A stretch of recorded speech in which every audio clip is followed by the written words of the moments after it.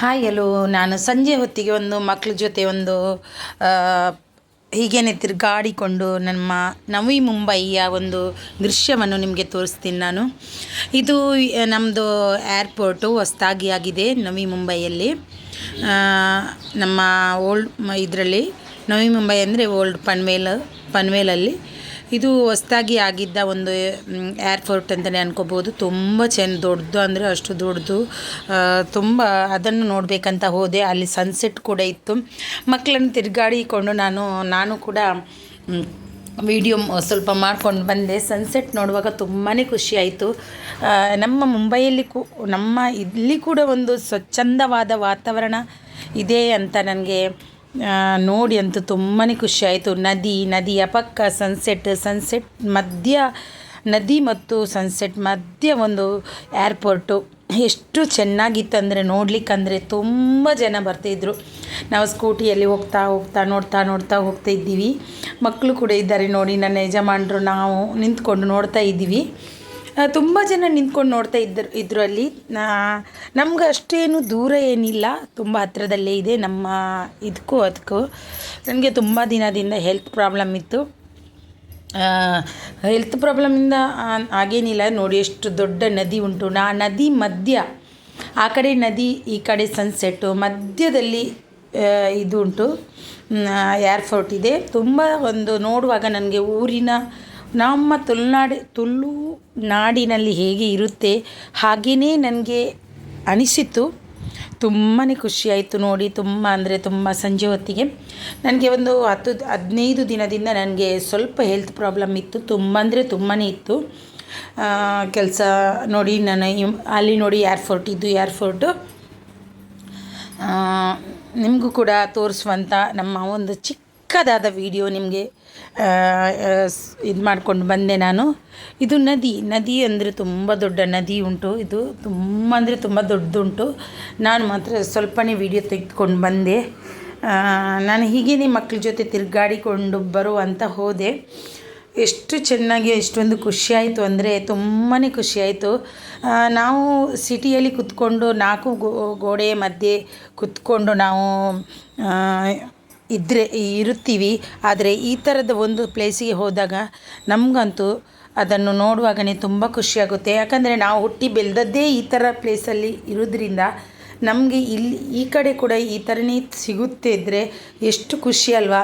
ನೋಡಿ, ಇವಾಗ ನಾವು ಅಲ್ಲಿಂದ ಹೊರಡ್ತಾ ಇದ್ವಿ. ನೋಡಿ, ದೊಡ್ಡನೇ ಸನ್ಸೆಟ್ ನೋಡಿ ಇನ್ನೂ ಕೆಂಪಗಾಗಿ ಬಂತು. ತುಂಬ ಖುಷಿ ಅಂದರೆ ಸನ್ಸೆಟ್ ನೋಡಿ ನನಗೆ ತುಂಬಾ ಖುಷಿಯಾಯಿತು. ಹೀಗೇ ನಾವು ನೋಡ್ತಾ ಒಂದೊಂದು ಸ್ವಲ್ಪ ಕ್ಲಿಪ್ ತೆಕ್ಕೊಂಡು ಬಂದೆ. ನೋಡಿ, ಕಾಡು ಥರ ಇದೆ. ಒಂಥರ ಪ್ಲೇಸ್ ತುಂಬ ಚೆನ್ನಾಗಿತ್ತು. ನಾನು ವಿಡಿಯೋ ತುಂಬ ಜಾಸ್ತಿಯಾಗಿ ಹಾಕಲಿಲ್ಲ. ಏಕೆಂದರೆ ಸ್ವಲ್ಪ ನಂದು ಕುತ್ತಿಗೆಯ ಉಳುಕಿದ ಕಾರಣ ನನಗೆ 15 ದಿನ ರೆಸ್ಟೇ ಬೇಕಾಗಿತ್ತು. ತುಂಬ ನನಗೆ ಕುತ್ತಿಗೆ ಉಳುಕು ಬಂದಿತ್ತು. ಈ ಒಂದು ಸರ್ತಿ ಹಾಸ್ಪಿಟಲ್ಗೆ ಹೋಗಿ ಬಂದೆ. ಹೋಗಿ ಬರುವಾಗ ಇನ್ನೊಂದು ಸರ್ತಿ ನಾನು ಅದು ಸ್ವಲ್ಪ ಹೊಸ ವರ್ಷಕ್ಕೇ ನಾನು ಹಾಸ್ಪಿಟಲ್ಗೆ ಅದಕ್ಕಿಂತ ಮುಂಚೆ 2ನೇ ತಾರೀಕಿಗೆ ಹೋಗಿದ್ದೆ. ಅಲ್ಲಿಂದ ತುಂಬಾ 15 ಇವತ್ತಿನವರೆಗೂ ನನಗೆ ತುಂಬಾ ಕಷ್ಟನೇ ಆಯಿತು. ತುಂಬ ಕಷ್ಟ ಆಯಿತು. ವಿಡಿಯೋ ಹಾಕಲಿಕ್ಕೂ ಆಗಲಿಲ್ಲ. ಯಾಕಂದರೆ ಕೈ ಮೇಲೇ ಹೋಗ್ತಿರಲಿಲ್ಲ. ಒಂದು ಕೈ ಇದ್ದು ಗುಣ ಆದಮೇಲೆ ಟ್ರೈನ್ ಹೋಗ್ತುಂಟು ನೋಡಿ, ಅಲ್ಲಿ ಟ್ರೈನು ಒಂದು ಕೈ ಇದ್ದು ಗುಣ ಆದಮೇಲೆ ಇನ್ನೊಂದು ಕೈದು ಸ್ಟಾರ್ಟ್ ಆಗುವಾಗ ಏನೂ ಮಾಡಲಿಕ್ಕಾಗಲಿಲ್ಲ. ಯಾವುದು ಕೆಲಸನೂ ಆಗ್ತಿರಲಿಲ್ಲ. ಮನೆಯಲ್ಲಿ ಕೆಲಸ ಎಲ್ಲ ನನ್ನ ಹಸ್ಬೆಂಡೇ ಮಾಡ್ತಿದ್ದರು. ಅಂದರೆ ಬೇರೆ ಕೆಲಸ ಎಲ್ಲ ಮಾಡ್ತಿದ್ದೆ ನಾನು. ಬಟ್ಟೆ ಒಗೆಯೋದೊಂದು ಆಗ್ತಿರಲಿಲ್ಲ ನನಗೆ. ತುಂಬ ಕೈ ನೋವು. ಎಲ್ಲ ದಿನಗಳು ಒಂದೇ ರೀತಿ ಇರಲ್ಲ ಅಂತ. ಆದರೆ ನನ್ನ ಈ ಕೆಟ್ಟ ಹೊಸ ವರ್ಷ ಉಂಟಲ್ವ, ನನಗೆ ತುಂಬ ಕೆಟ್ಟದಾಗಿತ್ತು. ತುಂಬ ಕೆಟ್ಟದಾಗಿತ್ತೇ ಅನ್ಕೋತೀನಿ ನಾನು. ತುಂಬ ನೋವು ತಿಂದೆ ನಾನು. ಇಲ್ಲಿ ನಾವು ಹೋಗ್ತಾ ಇದ್ವಿ. ಟ್ರಾಫಿಕ್ ಜಾಮ್ ತುಂಬ ಟ್ರಾಫಿಕ್. ನಾವು ಹೈವೇ ರೋಡ್ಗೆ ಬಂದಿದೆ ಅಲ್ವ, ಹಾಗೆ ತುಂಬ ಟ್ರಾಫಿಕ್ ಜಾಮು. ಈ ಹೈವೇ ರೂಟಲ್ಲಿ ಕೂಡ ಇಷ್ಟೊಂದು ಚಂದದ್ದು ಸನ್ಸೆಟ್ಟು ಮತ್ತು ಇಷ್ಟೊಂದು ಚಂದದ್ದು ನದಿ, ಇಷ್ಟೊಂದು ಒಂದು ಖುಷಿಯ ಒಂದು ಇದು ನೋಡಿ. ನಾವಿನ್ನು ವಾಪಸ್ ಹೊರಡ್ತಿದ್ವಿ. ನನ್ನ ಈ ವಿಡಿಯೋ ಚಿಕ್ಕದೊಂದು ವಿಡಿಯೋ ನಿಮಗೆ ಇಷ್ಟವಾದಲ್ಲಿ ಒಂದು ಲೈಕ್ ಶೇರ್ ಕಮೆಂಟ್ ಮಾಡೋದನ್ನು ಖಂಡಿತ ಮರಿಬೇಡಿ. ಹಾಗೂ ಬೆಲ್ ಬಟನನ್ನು ಒತ್ತುವುದನ್ನು ಖಂಡಿತ ಮರಿಬೇಡಿ. ನನ್ನ ಮಗ, ನನ್ನ ದೊಡ್ಡ ಮಗ, ಚಿಕ್ಕ ಮಗ ಎಲ್ಲವೂ ಈಗ ಹೊರಡ್ತಾ ಇದ್ದೀವಿ. ಇದು ಸನ್ಸೆಟ್ ನೋಡ್ತಾ ನಾನು ಅಲ್ಲಿಂದ ಹೊರಡಲಿಕ್ಕೆ ರೆಡಿ ಮಾಡ್ತಿದ್ವಿ. ಕತ್ಲಾಗ್ತಾ ಬಂತು. ಆದರೂ ಮನೆಗೆ ಬರುವಾಗ 8 ಗಂಟೆ ಆಗಿದೆ. ನಾವು ಆ ಕಡೆ ಈ ಕಡೆ ತಿರುಗಾಡಿಕೊಂಡು ಹೋಗಿ ಬರುವಾಗ 8 ಗಂಟೆ ಆಗಿದೆ. ಒಂದು ವಿಮಾನ ಕೂಡ ಬಂತು, ಆದರೆ ಅದು ನನಗೆ ಅಷ್ಟೊಂದು ಕ್ಯಾಪ್ಚರ್ ಮಾಡಲಿಕ್ಕೆ ಆಗಲಿಲ್ಲ. ಅಲ್ಲಿ ಇಳಿದಿದೆ ನೋಡ್ಕೋಬೋದು. ಆದರೆ ಅದು ನನ್ನ ಈ ಚಿಕ್ಕ ಒಂದು ವಿಡಿಯೋವನ್ನು ನೋಡಿದ್ರಲ್ವಾ, ನಿಮಗೆ ಈ ವಿಡಿಯೋ ಇಷ್ಟವಾದಲ್ಲಿ ಒಂದು ಲೈಕ್, ಶೇರ್ ಆ್ಯಂಡ್ ಕಮೆಂಟ್ ಮಾಡೋದನ್ನು ಮರಿಬೇಡಿ. ನನ್ನ ಹೆಲ್ತ್ ಬಗ್ಗೆ ತುಂಬ ನಾನು ಲೈವ್ ಮಾಡ್ತೀನಂತ ಎಲ್ಲರ ಹತ್ರ ಅಂದಿದ್ದೆ, ಹೊಸ ವರ್ಷಕ್ಕೆ ಲೈವ್ ಮಾಡುವಂತ. ಆದರೂ ನನ್ನ ಗ್ರಾಚಾರ ಕೆಟ್ಟಿದೆ, ಏನೋ ಗೊತ್ತಿಲ್ಲ. ತುಂಬ ಶೋಲ್ಡರ್ ಇದು ಇಲ್ಲಿಂದ ಇಲ್ಲಿ ಫುಲ್ಲು ನೋವಾಗಿತ್ತು. ಒಂದು ಸೈಡ್ ಇದು ಫಸ್ಟ್ ಸ್ಟಾರ್ಟ್ ಆಗಿದ್ದು, ಅದಕ್ಕೆ ಇದು ಹಾಸ್ಪಿಟಲ್ಗೆ ಹೋಗಿ ಇದು ತಂದೆ. ಅಲ್ಲಿಂದ 1-3 ದಿನ ಕಡಿಮೆ ಇತ್ತು, ಇದೆಲ್ಲ ಕಡಿಮೆ ಆಯಿತು. ಒಂದು ದಿನ ಬೆಳಿಗ್ಗೆ ಎದ್ದೇಳುವಾಗ ಈ ಸೈಡ್ ಎಲ್ಲ ಫುಲ್ಲು ನೋವಾಗಿತ್ತು. ಏನು ನೋವು ಅಂದರೆ ನಿದ್ದೆನೂ ಇಲ್ಲ, ರಾತ್ರಿ ಇಡೀ ಆ ರೀತಿ ಆಯಿತು. ಫುಲ್ ಅಂದರೆ ಫುಲ್ಲು. ಈ ನೋವು ಉಂಟಲ್ವ ನನಗೆ ತುಂಬಾ ನನ್ನನ್ನು ಅರ್ಧ ಕುಗ್ಗಿಸೇ ಬಿಟ್ಟಂತ ನಾನು ಅನ್ಕೋತೀನಿ.